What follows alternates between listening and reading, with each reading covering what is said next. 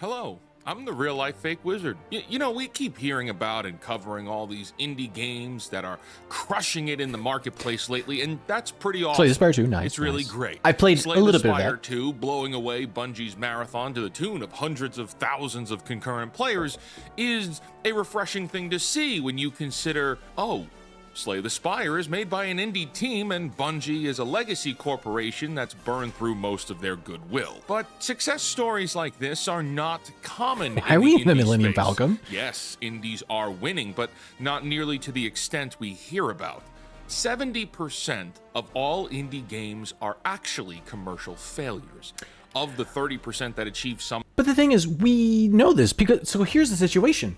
That's the same, I would say that's actually pretty good rate of successful, like, or of commercial success. Because if you look at, say, like the content creation sphere, you get like 99.99% of people who go into the industry who are not commercially successful. So getting a 30% commercial success rate is actually really high. That's actually really good in my personal opinion. Measure of success, only 7% generate enough revenue to fund a second. Still project. really high. The bottom 50% of all indie games released on Steam never surpass $4,000 in lifetime revenue. In 2025, more than 40% of the 12,732 games released on Steam failed to generate enough sales to cover the platform's $100 submission fee, with open source data suggesting the actual figure. By the way, this is why they have a submission fee, and I at least I think so, is because they essentially have to host all this data, they have to essentially do all these services, and you know, if you can't cover the $100 fee, like maybe it wasn't the best game. May be as high as 65.9%. Nearly half sold fewer than 100 copies there. So yeah.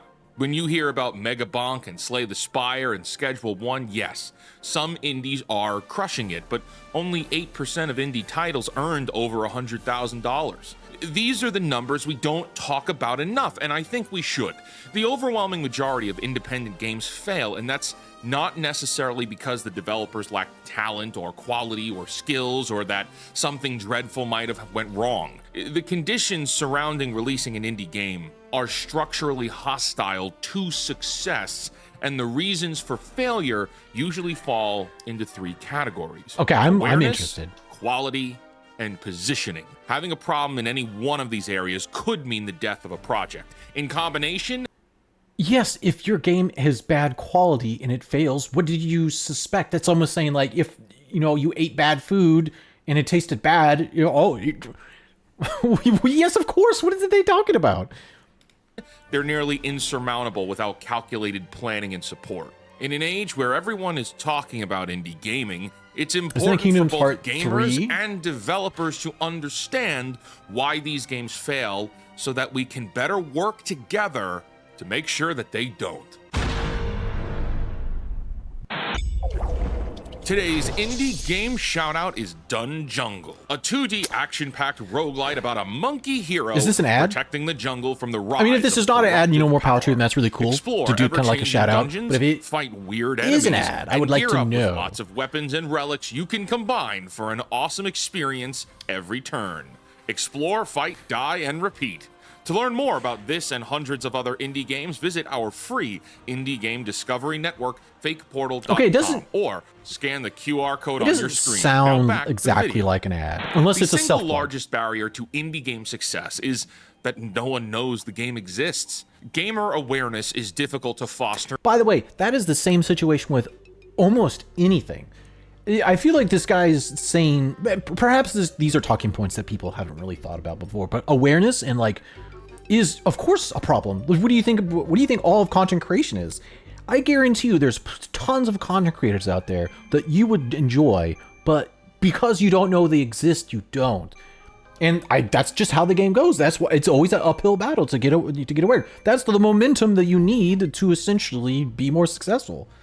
and discovery options are limited. In 2025, Steam recorded approximately 20,000 new game releases. Nearly half of those titles received fewer than 10 user reviews. Thanks for saying I'm awesome. with I thousands appreciate that, receiving but I'm still none at working on all. that. The volume of releases has created a signal-to-noise ratio so extreme that even well-crafted games remain invisible to potential players. A developer can spend 2 years building something genuinely good, release it on Steam, and watch it disappear within hours under the weight of dozens of other games released the same day. When we talk about a game like Schedule 1, this game broke through the noise. Enough people talked about it, that more people talked about it, that streamers picked it up, and more people talked about it, and awareness helped make that game a success. Though awareness won't make a game a success on its own, you still need to have a good game. Yes. The main problem of awareness with indies is in part Steam's discovery algorithm. The platform's recommendation engine prioritizes titles that accumulate rapid early momentum measured through wish lists, positive reviews, playtime, and engagement metrics. You mean all the things that would be considered successful for a game? Talking about their games ridiculously early, even when they don't have release dates yet. It's because they need to generate wish lists and Steam page engagements. Games that lack these initial signals enter a negative cycle. Fewer interactions further reduces algorithmic promotion, which produces even less exposure. A game without pre-existing... So this is true in almost every single algorithm. Once again, using personal example, there's a reason why I stopped posting YouTube shorts and videos on my Discord, and the reason is because many people from there would click on the video, immediately click away, which would create negative analytics. And I know this to be the truth because we've actually studied the analytics. So it was actually better to not even post your own content there. So unless they specifically were going there to actually watch the video, it would be better to not post it at all, which is why you don't see them there. So yes, there is, but this is all algorithms really. Momentum before it releases is practically invisible on the platform, regardless of its quality. So that's the Steam discovery piece, right? But what else is hindering indie awareness? Well, failure in marketing execution stemming from both dollars and education. Most indie studios operate on modest budgets. 56% of developers self-fund their own projects. Okay, yes. Development timelines for small teams and solo developers frequently span 1 to several years, during which personal savings, part-time income, or limited bootstrapping are all completely exhausted. It costs most of the money available just to make the game. Industry benchmarks recommend allocating 20 to 50% of total project costs to marketing, but for most developers, marketing is rarely budgeted as a line item itself. Yeah, you don't really because have that. the money just isn't there at that point. I mean, there's also the other problem of, I would, just like me, with essentially awareness, even knowing how to market yourself, even if you had the money, do you even know how to successfully do that without essentially getting ripped off? Like, how do you even do that? Are you paying companies? Like, what exactly is happening? Influencers? Yeah, there's a really big question. Self-funded solo developer who has spent 2 years and their savings building a game, that recommendation is purely a fantasy. The money is gone before the game ships. There's nothing left for trailers, press outreach, influencer campaigns, or paid advertising. This is where the knowledge gap enters now, because money isn't everything. Just because you don't have a marketing budget doesn't mean you can't do marketing. However, most indie devs out there don't have a clue about marketing either, because they're coming from a programming design I was literally just or talking about this. background. These people are builders. They're not marketers, and that's okay. That's a very different skill. And industry reports consistently identify marketing as a primary tension point for indie studios, often ranked equal to or above game quality as a barrier to commercial success. Yes. Developers frequently begin marketing efforts too late, underestimate platform algorithms, fail to conduct market research, and lack proficiency in building community engagement. Many developers operate under the assumption that quality alone will drive discovery. No. And while I wish that was true, unfortunately it is not. Now that takes us to quality. Not every indie game that fails is a hidden gem buried by the algorithm. Some of them fail because they are just simply not good enough. The barrier to entry for game development has never been lower. We have tools like Unity. I was about to say, he Unreal better not say Engine, and higher, Godot that are because it accessible. has been easier than ever. Tutorials are abundant. YouTube is free. Distribution platforms accept virtually any submission now. This accessibility is a net positive for the ecosystem, but it has produced a side effect. There's a proliferation of low-quality releases like shovelware that has conditioned gamers to approach unfamiliar games with a bit of skepticism. When a player browses Steam and... Is that actually the case, though? Because I actually feel like I give games significantly... Yeah, see, I give games a lot more leeway in like... that. I feel like demos are really important. Like I'll give your game a try. Maybe it's just like my personal bias, but I feel like I give games way more like leeway and like trying them than I have in the past. So I'm not sure if that's actually true. Sees an indie title from a developer they have never heard of, they are not operating from a position of trust. Gamers have been burned before. They have bought games that were broken, unfinished, or misrepresented. And this isn't just... Unless you're from Kickstarter, and then I don't trust you at all. The only people I ever trust from Kickstarter are Yacht Games. That's it. Which I need to play Mina the Hollower at some point. I need to do that. All because of the indie scene. No, there are far too many AAA games that ship in embarrassing qualities. This skepticism Why not Conquer? Is like a tax. High-Art at least looked affecting every interesting indie to a developer, degree. including the ones making good games. The gamer scrolling on Steam alone has a challenging time distinguishing between a polished, well-designed indie title and a rushed, unfinished one until after they purchase. Quality failures in indie development typically stem from scope creep, insufficient playtesting, premature release, and an absence of external feedback during development. I think all of those Star Wars fit music? High Guard, but that wasn't even indie. Many developers work in isolation for many months or years building the game they want to play without testing whether anyone else wants to play it.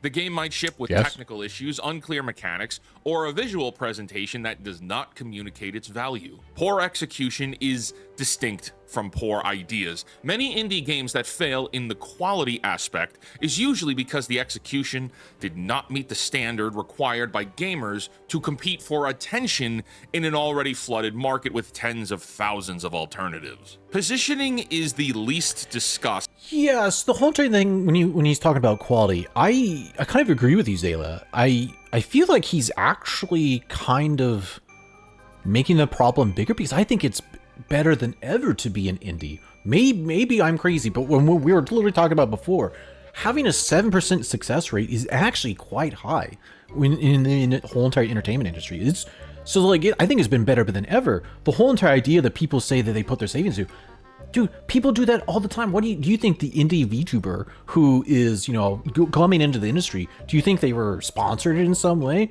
No, they put their own money into this. This has been a truism for how many years now? Like over a decade, like for a long time. I'm just slightly confused, and I don't really know. I don't think I actually kind of agree with this position at the moment. And I think more than ever, people are trying indie games because we've had so many successes. People are like, oh, I'll try. Why do you think something like Megabonk or something was even given like a try? Is because people were like, oh, indie, it's the golden age of indie. I'll go ahead and give it a try. I think that's why so many games get discovered. I don't agree with this part. But extremely consequential factor in an indie game's failure. It encompasses 3 points. Who is this game for? What does it cost? And when does it release? Getting any one of these wrong can negate everything else. Timing is the most straightforward. An indie game that releases the same week as a major AAA title has its promotional efforts crushed by hype, okay? Slay the Spire 2, again, is an outlier here, okay? If you drop an indie game on top of GTA 6, I'm sorry, bro. It's gonna be very hard to survive don't do that. If you drop an indie around a big AAA game, the press is covering the AAA release. Streamers are playing the AAA release. Once again, at this point, the indie games that have been successful, that he is even pointed out, have not been successful because media outlets have been talking about them. They were successful from word of mouth. So if you're going to do any marketing, you would want to hit the word of mouth. And the easiest way to do that is influencers so they can see the game or a demo or something of that nature. So once again, I don't agree that you need this media or marketing to even do this. Gamers are spending their budgets on the AAA game. The indie game, regardless of its quality, is competing for attention against a marketing apparatus that spent more on a single trailer than the indie developer likely spent on the entire project. This is an avoidable problem. Release timing is within the developer's control. Pricing is more complex. Price a game too high and gamers will not take the risk of an unknown developer. Yes, Price actually it I have too one like low, this right now. and the revenue will not cover development costs. Indie developers are competing in a market where gamers have been trained to expect their games to cost less than a fast food meal. 62% Depending on what state you're at, that's really non-free true. indie games on Steam are priced around $10. When a developer prices a quality game at $5 because they are afraid no one will buy it at $15, they have Okay, so Megabonk is a major outlier. It got momentum by posting shorts while it was being made, but that didn't cost any money. I'm not saying that it is not difficult to be successful as an indie. I'm saying that it's easier now than ever before, and all of the success that people are talking about now have not come from a normal media market stuff. He's talking about them competing against AAA. I legitimately don't think most indies, other than back to the very true point that everything in the entertainment industry is always competing for all of your attention. So, like, I'm competing technically with other AAA games. Like, I'm competing with Ocarina of Time because people could be playing Ocarina of Time right now if they want to, instead of watching me do a react. So I guess there's that truism.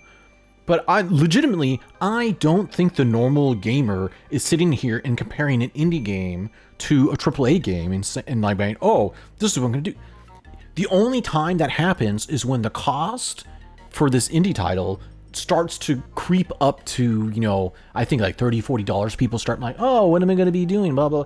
And The Mound is one of them, because I was talking about that. The Mound is the game that's kind of like, do I want to? I had a lot of fun, but is it worth $25 for 3-4 people? I don't know. ensured that even moderate success cannot sustain them. Genre saturation is the third positioning failure. The market is flooded with certain types of games already. Puzzle platformers, roguelikes, survival crafters. A developer entering a saturated genre without a clear differentiator is competing against hundreds. Dude, tell me what genre is not saturated. Tell me right now which one's not. Tell me what genre of game is not saturated. RTS, that's it. There, I just gave you the one genre of video game that's not saturated.